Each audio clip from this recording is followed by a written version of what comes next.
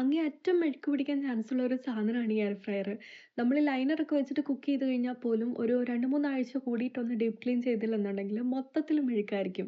അപ്പം ഞാൻ ഇന്ന് ഒന്ന് ഡീപ്പ് ക്ലീൻ ചെയ്യാൻ പോവാണ്.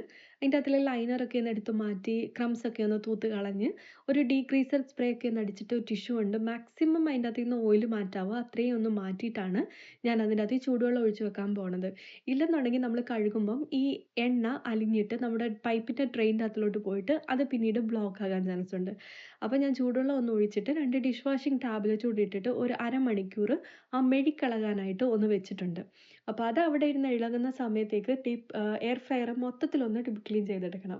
ഇതിൻ്റെ മോൾ ഭാഗത്തായിട്ടിരിക്കുന്ന കോയിലേലും ഫാനേലും ഒക്കെ നമ്മൾ ഈ ഫുഡ് ഉണ്ടാക്കുന്നത് തെറിച്ച് വീണിട്ട് അവിടെ ഇങ്ങനെ പറ്റി പിടിച്ചിരിക്കും. അതിൽ ഫുഡ് ക്രംസ് ഉണ്ടാകും, ഓയിൽ ഉണ്ടാകും. അപ്പോൾ അതൊക്കെ ഇങ്ങനെ നമ്മുടെ സാധാരണ ദിവസം ക്ലീനിങ്ങിൽ നടക്കണമെന്നില്ല.